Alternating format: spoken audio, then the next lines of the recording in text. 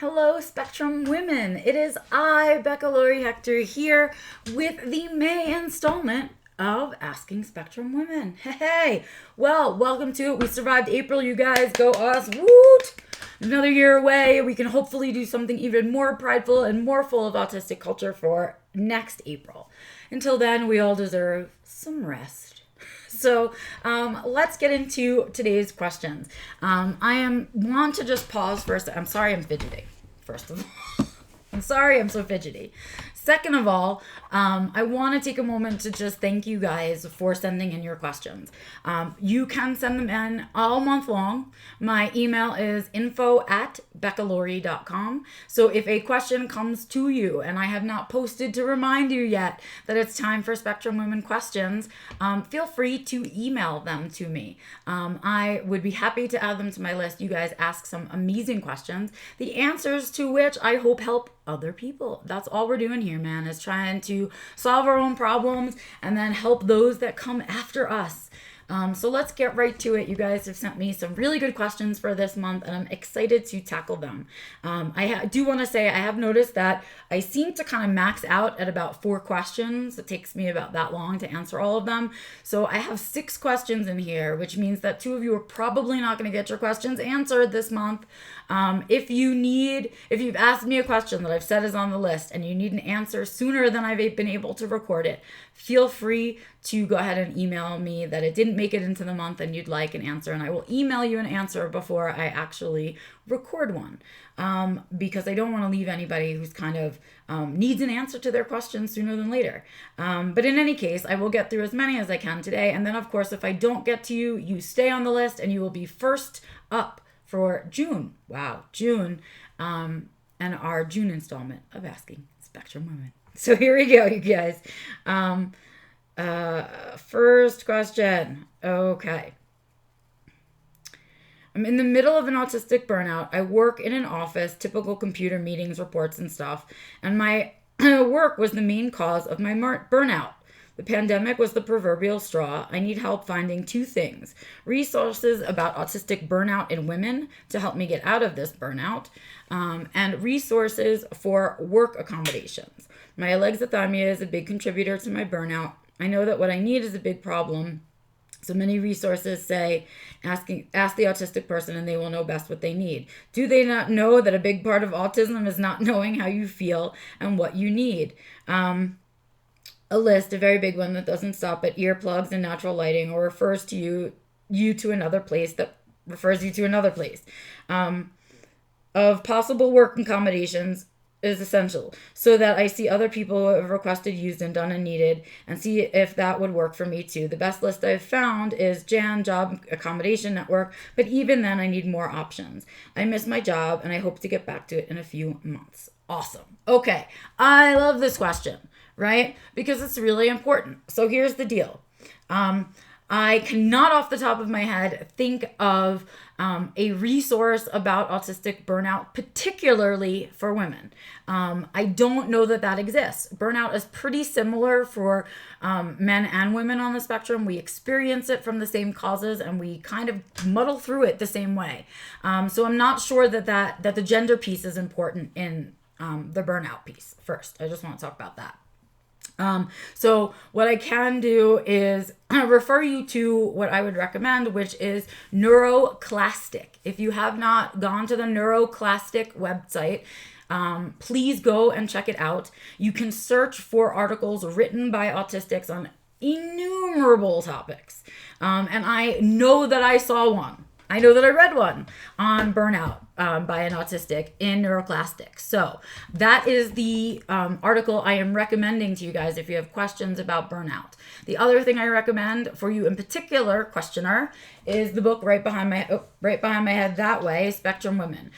There's a chapter in there about burnout and shutdown, and there's a bunch of other topics in this book by all 15 of us Spectrum Women, and our perspective on it. And I think you will find other things in the book useful as well. So those are my 2 recommendations in terms of burnout. And you are right. It is not easy to climb out of burnout. And there are some things that you can do. Most of what you need to do is rest and recuperate and recharge and keep yourself doing things you enjoy. Do your special interests, create joy and share joy, and do whatever you need to recharge. Once you have recharged, you are right to say that changes need to be made for you, right?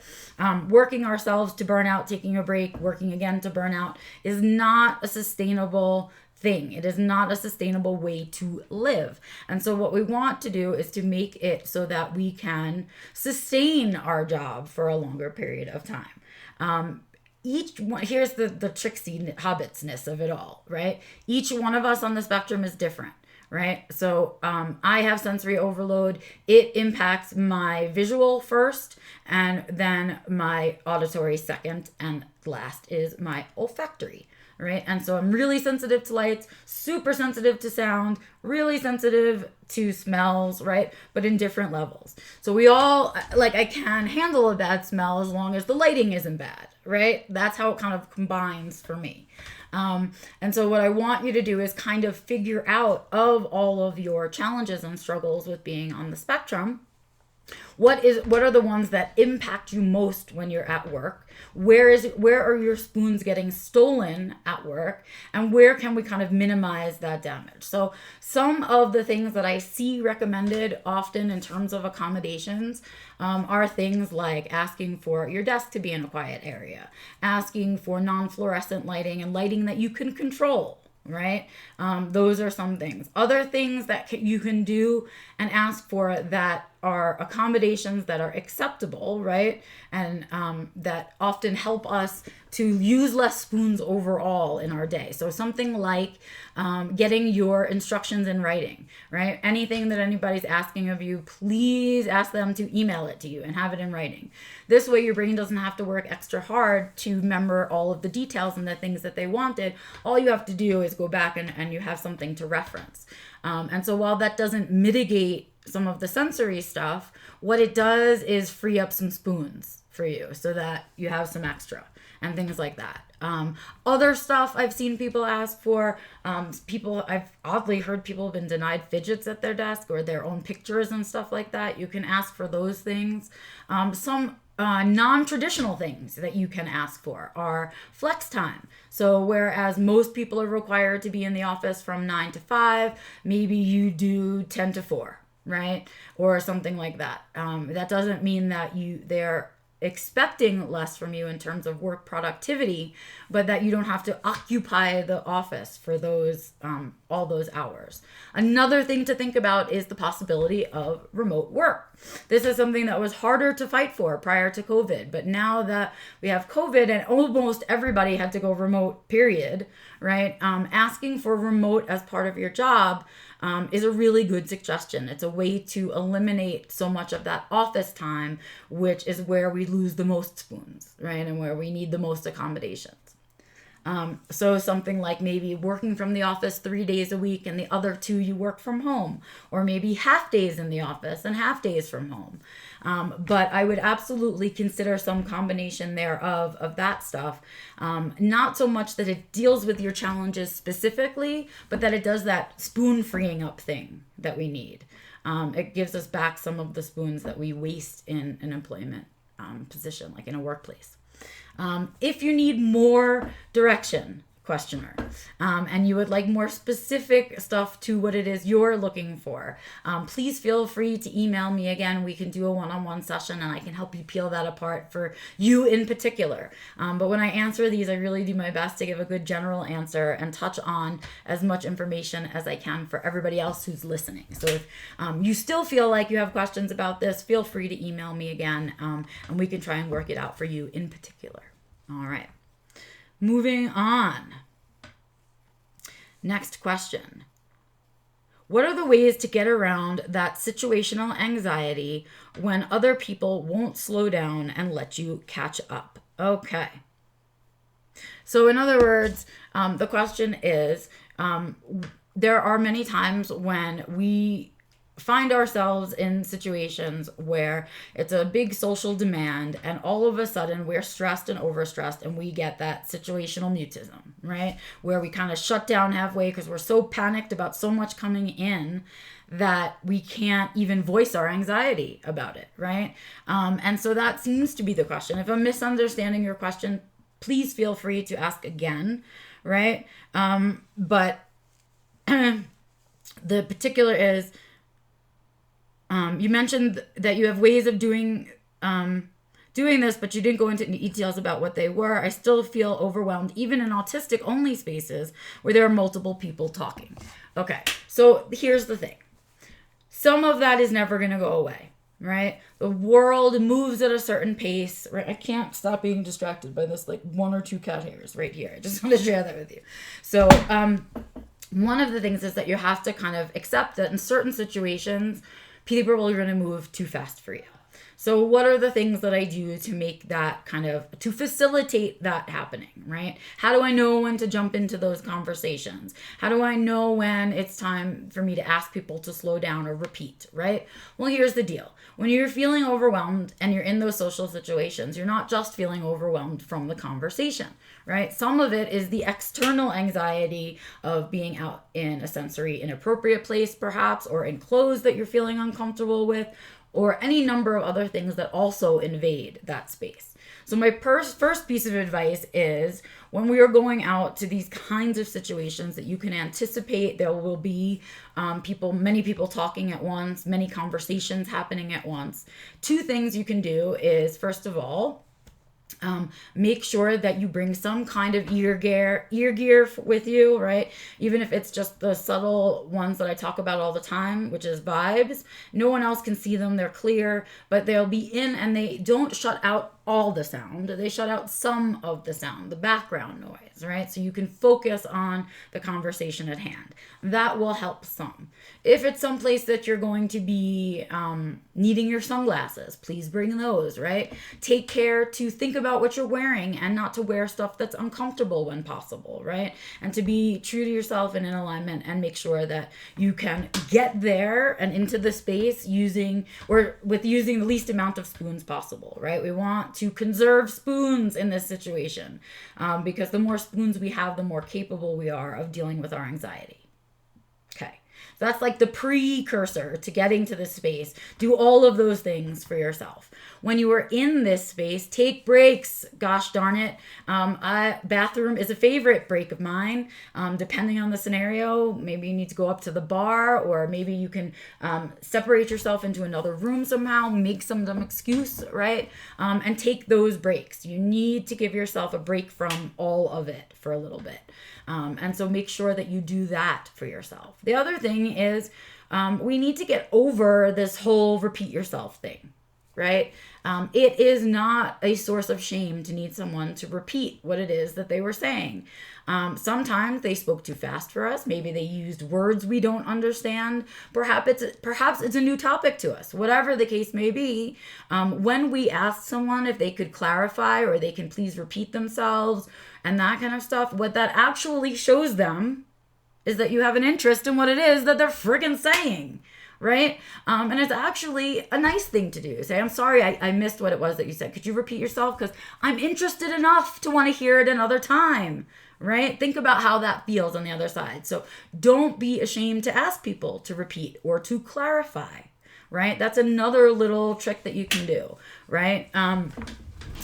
The other thing is to script in some pauses, right? So sometimes you can say things like, I don't know, I'm not sure yet. I need to think about it for a little bit, right? Things like that add your pauses in for you, and they mean that you don't have to answer right in that moment. So those are some of the things that I do to sort of set myself up for success in what I know will be a stressful and anxiety-filled situation. I hope some of those things were helpful to you, the question asker, but I also hope that some of those things are helpful to the rest of you guys out there, because we all have to deal with these situations and we all have to kind of figure out how to make that work for us, right? If I misunderstood your question, as always, please feel free to clarify it for me and send me another email. Otherwise, I hope that this answer was a little bit useful to you and helpful. Moving right along. Here we go.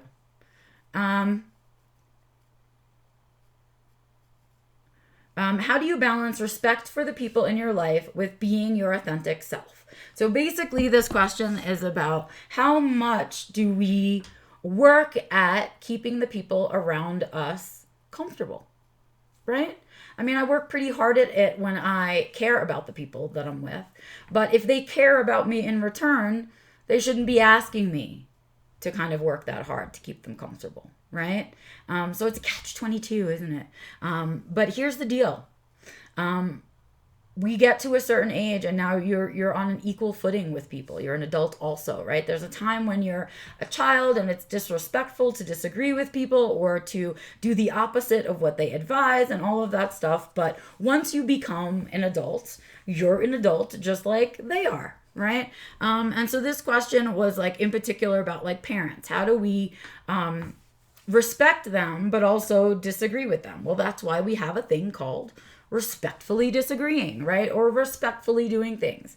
The thing is, when we are talking about being our authentic selves in front of people and at the same conversation worrying about disrespecting them, what I have to wonder about is what is the behavior that we're masking that is so disrespectful to people that love you so much, right? What is it that is the thing in there, right? That you're doing that your authentic self isn't okay for them. And then when we ask ourselves that, we begin to question how we keep the people in our lives and who we keep closest, right? But there's a part of me that wants to say, how is you being you ever disrespectful to anybody? And especially to someone who loves you, who birthed you onto this planet.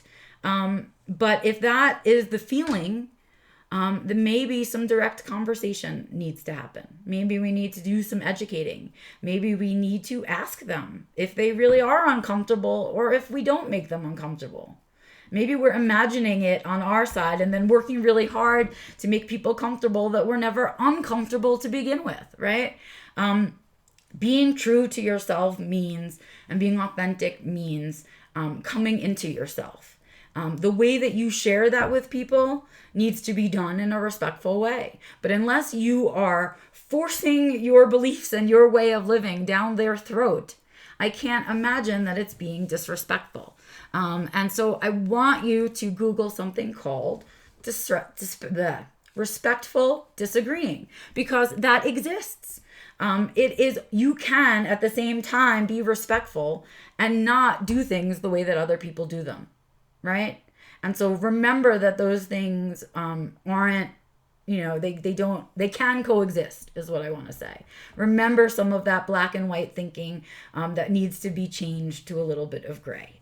That is what I want to say, because these words, right? It's like there's a way to disagree with people and do things your own way without making them feel badly about the way that they do things. And that is where the disrespect comes from.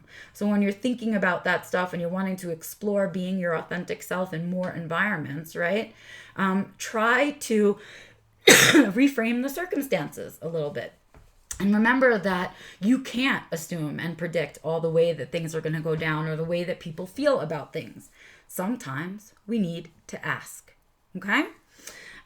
So I want you to consider, and again, sometimes I feel like I missed the questions. So again, if I didn't get your question exactly, can you please clarify with me, and then I will recover it, in another episode, or at least email you an answer that is helpful.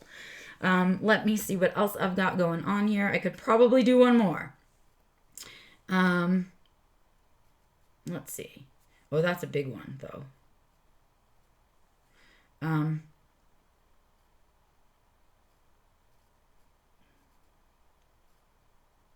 Okay, so here's the next one is about how we learn to manage our energy that we do have and to remember to rest and regenerate energy when we run out. How do we do that? Okay. And I love that question. And yes, it's not a one-size-fits-all answer, this person says. Are there any books for this or a list that I could try, right? Where can I start looking? And so here's the deal. What I want you to do is start looking up something called spoon management or spoon theory, right? Because that's kind of how I approach this issue of needing to address our energy, right? And address our what I call our spoons, which is, when I say spoons, I mean energy. They are the same thing to me, right? It's like your battery being undercharged or overcharged and all of those things, right?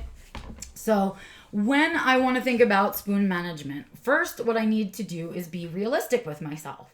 I need to pay attention to what it is that uses my energy, how much energy it uses, and how often I am doing this thing, right? So for example, showering is a really difficult one for me. It takes me a lot more spoons to shower than most people, I think. And as I'm getting older, it's taking me more spoons than it used to shower, right? So some of the things that I put in place to kind of remedy that spoon management situation is to be careful on days when I know I have to shower and not overschedule other things. I definitely try to leave myself some space in when I go to shower so that I have time to rest after my shower. That's another little thing that I do. Other thing that I did, I stopped showering every day. I wasn't going out and digging dishes and sweating and being dirty and disgusting every day. And it's not very good for your body and your hair and all of that kind of stuff to actually shower every day. So I stopped showering every damn day. And I eliminated some of the time that I have to shower, how often I shower, right? And so those are some of the things that you can do in terms of spoon management to manage each scenario, right? So at first I that's how I deal with showers, but there are other things that I deal with in my life differently because I want to manage those spoons. So first of all, keep your eyes open because I am doing Simplifying Self-Care in May, which will help you with spoon management. And then I think in June, I might do a whole spoon management seminar. For now, I want to tell you to just Google spoon theory and read the stuff that people write about that and how they also incorporate spoon management into their lives. It's going to be a lot of work. You are going to have to really look at your life. You're going to have to commit to managing your spoons, right? And then you also are going to have to realize their value. So to me, my spoons are priceless. Literally, there is nothing that is more important in my life than my spoons, because without them, I can't take care of the people that I love. Without them, I can't enjoy my life. Without them, I can't chase my goals. And so I don't give them away all willy-nilly anymore. So that's something else to think about, right? If you can make sure that you value your spoons because they are irreplaceable, right? They are non-renewable, right? And once we put that value on them, the way we choose to spend them gets different. If that makes sense. So learn the value of your spoons. Figure out the places in your life where you waste spoons, where you use extra spoons, where you'd like more spoons, right? Identify those areas and begin to think about ways you can shift spoons around, right? That's the generalized answer. And you know it was a generalized answer. So if you need some more specifics, I am available to do a one-on-one with you where I can walk you through it very specifically for you and your life, right? Otherwise, you can ask it in another way if you want and send me another email. But I'd be happy to work with you on this because it is different for each person. And we all have things that are harder for us and easier for us. And really, it's about knowing how many spoons you have, knowing how many you waste, and deciding where you are going to spend them by increasing their value. That's my advice for that. And I think that's going to do it for this month's Asking Spectrum Women. So thank you guys again for sending in your questions. Please feel free to send them into info@beccalory.com, or you can comment your questions wherever you're seeing this video. So until next month, I will see you guys in June. Send me your questions so that I can be ready with them. And I will see you next month. Have a good one, you guys. Bye.